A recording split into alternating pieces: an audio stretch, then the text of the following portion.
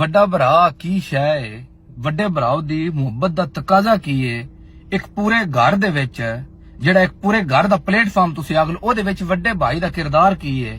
ਸ਼ੇਰੋਂ 1.5 ਤੋਂ 2 ਮਿੰਟ ਦੀ ਵੀਡੀਓ ਅੱਜ ਵੱਡੇ ਭਰਾਊ ਦੀ ਇੱਜ਼ਤ ਤੇ ਅਜ਼ਮਤ ਤੇ ਮੈਂ ਬਣਾ ਰਿਹਾ। ਔਰ ਇਹਦਾ ਰੁਤਬਾ ਮੈਂ ਤੁਹਾਨੂੰ ਦੱਸਣਾ ਕਿ ਵੱਡੇ ਭਾਈ ਦਾ ਰੁਤਬਾ ਕੀ ਹੈ, ਇਹਦੀ ਕੀ ਅਹਿਮੀਅਤ ਹੈ।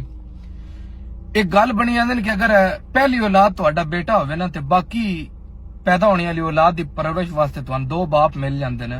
ਉਹ ਇਸ ਗੱਲ ਵਿੱਚ ਕੋਈ ਸ਼ੱਕ ਨਹੀਂ ਕਿ ਜਿਹੜਾ ਵੱਡਾ ਭਰਾ ਹੈ ਉਹ ਬਿਲਕੁਲ ਤੁਹਾਡੇ ਬਾਪ ਦੀ ਮਾਨਦ ਹੁੰਦਾ ਹੈ। ਦੋਸਤੋ ਮੈਂ ਨਾ ਕਿ ਜੋ ਕੁਝ ਵੀ ਹੋਵੇ ਨਾ ਵੱਡਾ ਭਰਾ ਇੱਕ ਹੋਣਾ ਬਹੁਤ ਜ਼ਰੂਰੀ ਹੈ, ਕਿਉਂਕਿ ਵੱਡਾ ਭਰਾ ਚਾਹੇ ਤੁਸੀਂ ਭੈਣ ਹੋ ਚਾਹੇ ਤੁਸੀਂ ਭਰਾ ਹੋ, ਵੱਡਾ ਭਰਾ ਹਰ ਅੱਛੇ ਔਰ ਬੁਰੇ ਦੀ ਤਮੀਜ਼ ਤੁਹਾਨੂੰ ਦੱਸਦਾ ਹੈ। ਉਹ ਤੁਹਾਨੂੰ ਦੱਸਦਾ ਕਿ ਮੇਰਾ ਵੀਰ ਇੱਥੋਂ ਇੰਜ ਨਾ ਕਰ, ਇੱਥੋਂ ਇੰਜ ਕਰ, ਮੇਰੀ ਭੈਣ ਇੱਥੇ ਜਾਣਾ ਇੱਥੇ ਨਹੀਂ ਜਾਣਾ, ਇਹ ਕਰਨਾ ਉਹ ਨਹੀਂ ਕਰਨਾ।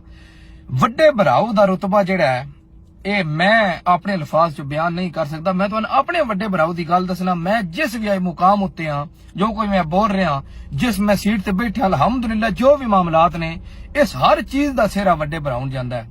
ਸ਼ਰੋਂ ਮੈਂ ਸਊਦੀ ਅਰਬ ਆਇਆ, ਉਸ ਮੈਨੇ ਇੱਕ ਗੱਲ ਦੱਸੀ, ਉਸ ਮੈਨੇ ਆਖਿਆ ਕਿ ਸਭ ਤੋਂ ਪਹਿਲੀ ਗੱਲ ਹੈ ਕਿ ਕੋਈ ਵੀ ਆਪਣੀ ਜ਼ਾਤ ਉੱਤੇ ਲਾਣੇ ਦੀ ਖਾਣੇ ਪਾਣੇ ਦੀ ਪਰੇਸ਼ਾਨੀ ਨਹੀਂ ਕਰਨੀ। ਕਮਾਣਾ ਸਾਰੀ ਜ਼ਿੰਦਗੀ ਹੈ ਔਰ ਹਰ ਜ਼ਿੰਦਗੀ ਦੇ ਹਰ ਮੋੜ ਉੱਤੇ ਉਹ ਬੰਦਾ ਸਾਡੇ ਅੱਗੇ ਖਲੋਤਾ ਸਾਨੂੰ ਨਜ਼ਰ ਆਇਆ। ਯਕੀਨ ਮੰਨ ਲਓ ਪਰਦੇਸ ਵਿੱਚ ਸਾਨੂੰ ਕਦੀ ਵੀ ਆਪਣੇ ਵਾਲਦ ਸਾਹਿਬ ਦੀ ਕਮੀ ਉਸ ਇਨਸਾਨ ਮਹਿਸੂਸ ਨਹੀਂ ਹੋਣ ਦਿੱਤੀ। ਕੋਈ ਵੀ ਚੀਜ਼ ਮਾਰਕੀਟ ਜਾਂਦਾ ਹੈ, ਪਾਕਿਸਤਾਨ ਵਿੱਚ ਆਸ ਕੋਈ ਵੀ ਚੀਜ਼ ਪਸੰਦ ਹੋਣੀ ਹੈ, ਵੀਡੀਓ ਕਾਲ करके ਵਿਖਾਣੀ ਸਕੇ ਇਹ ਸ਼ੈ ਹੈ, ਇਹ ਫਲਾਣੇ ਭਰਾ ਨੂੰ ਪੂਰੀ ਹੈ, ਇਹ ਸ਼ੈ ਹੈ, ਇਹ ਉਹਨੂੰ ਪੂਰੀ ਹੈ। ਆਪਣੀ ਜ਼ਾਤ ਵਾਸਤੇ ਕੋਈ ਨਹੀਂ, ਜਿਹੜੀ ਚੀਜ਼ ਉਹਨੂੰ ਪਸੰਦ ਹੁੰਦੀ ਹੈ ਸਭ ਤੋਂ ਪਹਿਲਾਂ ਉਹ ਵੇਖਦਾ ਹੈ ਕਿ ਇਹ ਚੀਜ਼ ਮੇਰੇ ਕਿਹੜੇ ਭਰਾ ਨੂੰ ਸੂਟ ਕਰਦੀ ਹੈ। ਵੱਡਿਆਂ ਭਰਾਵਾਂ ਦੀ ਕਦਰ ਕਰ ਲਓ। ਯਕੀਨ ਮੰਨ ਲਓ ਜਿਨ੍ਹਾਂ ਦੇ ਵੱਡੇ ਭਰਾ ਕੋਈ ਨਹੀਂ ਹੁੰਦੇ, ਇਹ ਉਹਨਾਂ ਕੋਲੋਂ ਪੁੱਛੋ ਇਹਨਾਂ ਦੀ ਕਦਰ। ਔਰ ਵੱਡਾ ਭਰਾ ਖੁਦ ਇੱਕ ਐਸੀ ਚੀਜ਼ ਹੈ ਜਿਹੜਾ ਸਾਰੀ ਜ਼ਿੰਦਗੀ ਕੁਰਬਾਨੀਆਂ ਦਿੰਦਾ ਹੈ ਆਪਣੇ ਨਿੱਕੇ ਭੈਣਾਂ ਭਰਾਵਾਂ ਵਾਸਤੇ। ਉਹਦੀ ਪੂਰੀ ਜ਼ਿੰਦਗੀ ਕੁਰਬਾਨੀਆਂ ਔਰ ਤਕਲੀਫਾਂ ਵਿੱਚ ਗੁਜ਼ਰ ਜਾਂਦੀ ਹੈ ਤਾਂ ਕਿ ਮੇਰੇ ਨਿੱਕੇ ਭੈਣ ਭਰਾ ਸੌਖੇ ਰਹਿਣ।